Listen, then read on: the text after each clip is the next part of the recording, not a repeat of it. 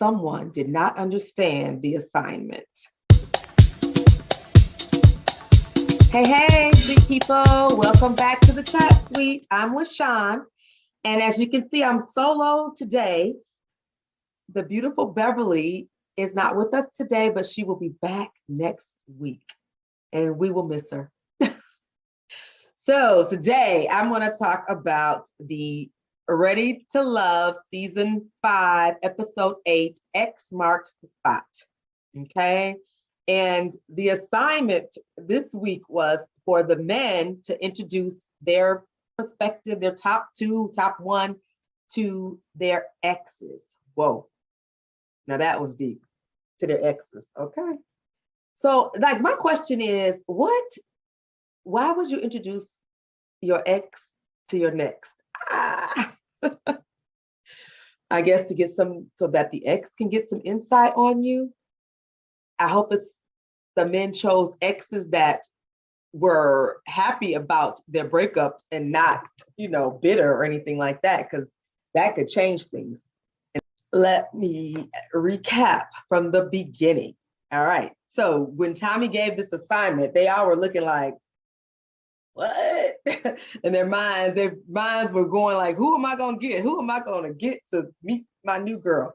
Because like I said before, a couple of them seemed as if they were still kind of pining for those guys. So we started off with Camille and Cornelius. And you know how Camille is like super possessive. So as soon as she got to the house, because they met at Cornelius's house, as soon as she got to the house, she's like, oh, like, what was this? What girl? Why? What? So she came in and she was pleasant to the girl, and the girl was pleasant to her. And then the question came up about the celibacy thing. And Camille gave a good answer. She's like, I want to be with him, and whatever is in support of him and our spirituality, I'm down for it. But I don't think the girl believed her, because when she left, she told Cornelius, it seemed like she was her answers were too prescribed, and just like she was just too quick with them, and they weren't really heartfelt or sincere. That's what I got, but who knows? Like I think that Cornelius is getting a little bit leery, like getting kind of like, wait a minute, I don't know if this is really the person who I should choose, because of how strong Camille comes on. I mean, she's a beautiful girl. He's a handsome guy. They make a cute couple, but it's like she does come on a little strong. I know she has a good sense of humor, and a lot of her personality is like real playful, and maybe that could be it. But she needs to slow down a little bit, Camille. Slow down just a little bit, girl. Then we go to Phil. Phil, now, remember last week, Phil was hot. It's like he was in popular demand. Everybody wanted him to go to meet their friends. Because I remember last week, the assignment was for the women to have the men meet their closest friends. Well, so Phil chose Shiloh and Tasia. Whoa, that was a disaster. Well, I'm going to say a disaster for Tasia, because when Tasia was with Phil and Shiloh and Phil's ex-girlfriend, she seemed as if she was real uncomfortable. And it seems as if she was a bit insecure. I don't know, because how she just, Shiloh was talking and she's like, oh, she talking over me. But I mean, it was just a forum where, she asked a question to both of you, and whoever answers first, whatever. But Tasia she just didn't fit in with that situation, or she didn't mesh with it. And she described herself as calculated and strategic. And it's like, calculated, is that a good thing? So I don't know. So then they go on, and Phil even said that he didn't feel as though she was confident in that situation. So that was that. So then we move on to Frank, and he took Sydney and Mumin to meet his girlfriend. And I was really, my mouth dropped open when I saw that his girlfriend was of a different nationality. I mean, I have no prejudice or anything like that, but just the way he acts, I would not have thought that. But he had a Caucasian woman, as was his ex-girlfriend, and he chose her to meet Mumin and Sydney. So Mumin's really, she's calm, cool, and collected. Here come, Sydney is just like, life of the party or whatever. It's Like, calm down, little girl. I'm sorry, calm down, Sydney, because it just seems, I don't know, because I know she didn't start off with the group, but it seems as if she is just trying too hard. You know, she's taking the place of that other girl who left. I can't think of what her name was, the one with the big, beautiful hair. I can't think of who she was. I can't remember, but she's just too much to me. But the guys like her. So anyway, so she's, oh yeah, yeah. And then she had a whole big list of questions in her iPhone, like to ask the ex about Frank. And as it turns out, the ex is like, oh, I don't know who to choose because I don't know if either of those women can be fit in with your ideal of being a family man or whatever, family, whatever. Like my thing is like, how you know? No, I'm sorry. I'm being funny. Like, how you know?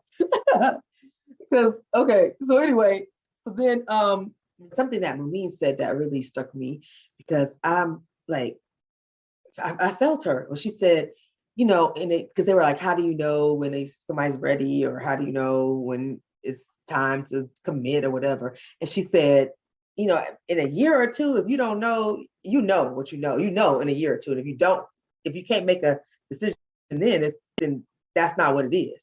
And that's like, dang, you're right. It don't take 7 and 8 years to decide if you want to be with somebody, or if you want to marry somebody. It should not take that long, especially when you're up in age. But anyway, I digress. So next we go to Walter. Oh, my Walter, Sabrina and Mumin. And honey, Sabrina came in there like, she was she is a no-nonsense kind of gal. Okay. She is a grown woman. And they have, I think the people have a problem with her because she's direct, but she's grown because she don't have time for the games. And that's how she presented herself when she was with Walter's ex. And Walter's ex, I was surprised by her. She had some nails on that was about out to here. Like, for real? Like, how do you function like that? I was like, this is the woman that Walter? I mean, I would not have pictured him. I mean, nothing's wrong. She was a beautiful girl, pretty lady, loved her, beautiful skin. But I was just like, those nails, that was just kind of tacky to me. I'm sorry, I don't mean no harm, but who wears nails that long anymore? I don't know. But anyway, so she's, talking to Sabrina. Sabrina's like, I don't have to ask you anything about Walter. Whatever I need to know about Walter, I will ask Walter. I was like, okay, Sabrina, grown woman. That's some grown woman-ish right there. She's like, I ain't got time for this. Because who does? I'm like, in real life, who does that? I mean, that would not even be a scenario in real life, having you talk a potential talk to an ex about you. Nah. So Sabrina wasn't having it. Then Mumin came, and of course Mumin, so she's the lady, she's a dainty lady, she's a lady, she comes in and she's sitting down and she's cordial and she's engaging in the conversation with the young lady, the ex. And then the ex asked her, how are you sexually? Like, what? Like, what? How are you sexually?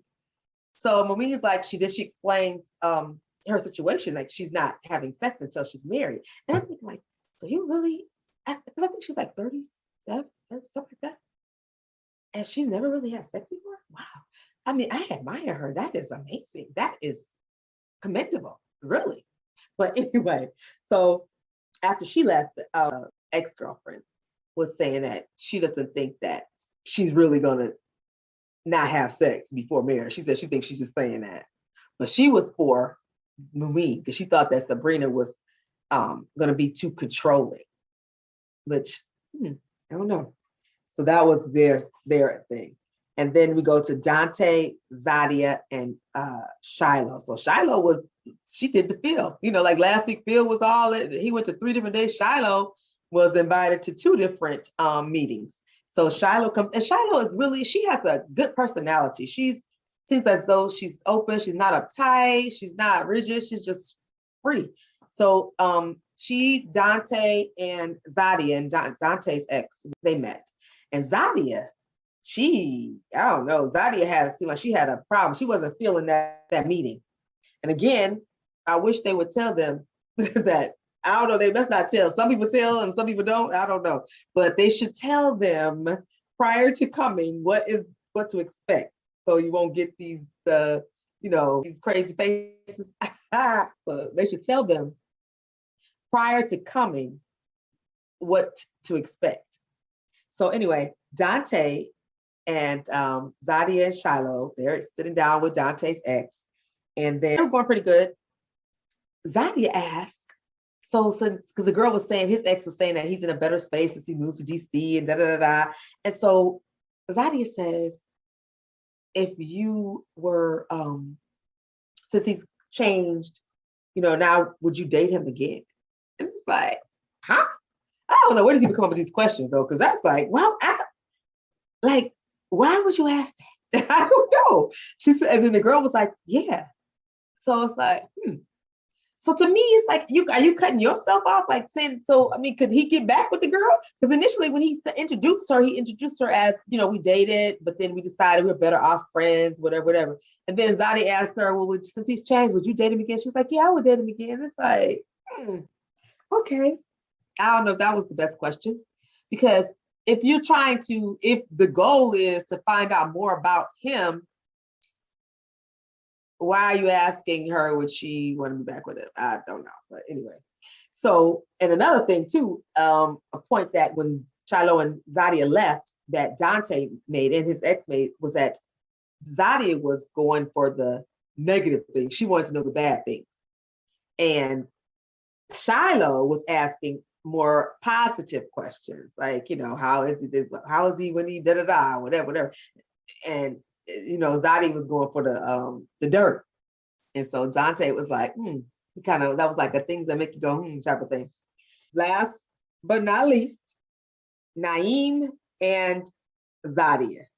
So Naeem, he's narrowed his down to, I guess, one person, Zadia. And Zadia, again, I guess she doesn't like to be around other women. I don't know, but it's like she had the same face. And it was just like, she was like a little funny about meeting him and his ex. But one thing I'll say is, it seemed as if the ex still wanted him. The stuff she was saying, I was like, wait, what? This seemed like she still was liking him. So Zadia and his ex had, conversations. I guess it went okay, because they, we don't know what happens behind the scenes, but she's talking to the lady and the lady's talking to her, but it just seemed as though his girl, Victoria, that was her name, she still kind of was digging on him, because she made a comment like, oh, he doesn't like to cuddle. And it's like, and he was like, I asked, he says, not true. And she said, oh, we just don't like to cuddle with me. And it was like, huh? Why are you talking like that? So, yeah, that's what made me think that she might still like him. And then even Zadia was like, wait, what? Wait, hold on. Because it was like they was like to go back and forth. And so it just seemed like a flirtation going on between him and that girl. It just seemed like, well, more so on the girl's part, the ex's part, than Dante's part. But it just seemed like she wasn't finished. She might have liked to rekindle something. And that's the way it seemed. Who knows? I don't know. Miss Victoria, what? Tell us. Did you still want to be with Naeem? So Victoria, that's Naeem's ex. She says to him that she's worried if Zadia can reach him emotionally or can give to him emotionally. So I don't know. So now it's almost time for the decision, because this week it was a woman had to go home. So they have the deliberation. The two names come up: Tasia and Sabrina. And I was like, Sabrina, really? I could not believe that, because it seemed like Sabrina was, like in the top. But I could see Tasia, because to me, I feel like Tasia, her attitude and the way she talked, to me, it was just too much. Like, she is acting arrogant, but I guess maybe that arrogance was masking insecurities or something. I don't know. Because her attitude was just always like, I just didn't see it.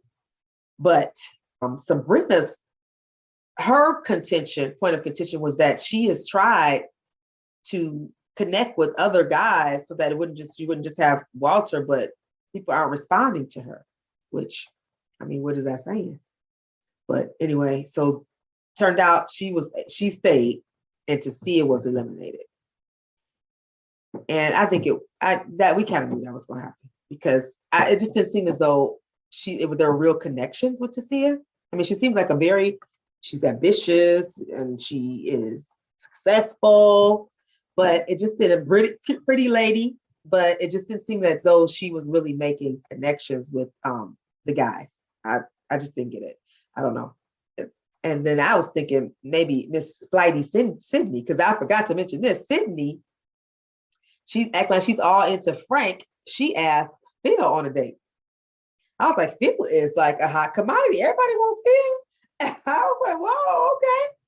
So then she went on a date with Phil and was like, oh, I got butterflies when I see you. But then you have butterflies when you saw Frank every time. She was saying, I remember last week or the week before last, she was talking about Frank and all, whenever she sees him, oh, it's just like we this, that, and the other. But now she all into Phil. Maybe she was trying to not be eliminated this time. Who knows? Because she knew that she only had that one connection. So maybe that was it. I don't know, but she's safe. But again, Tasia was eliminated. Next week, Bev will be with us. We will see you then. Thanks for listening. And like and subscribe if you have not already. Okay, see you soon. Bye.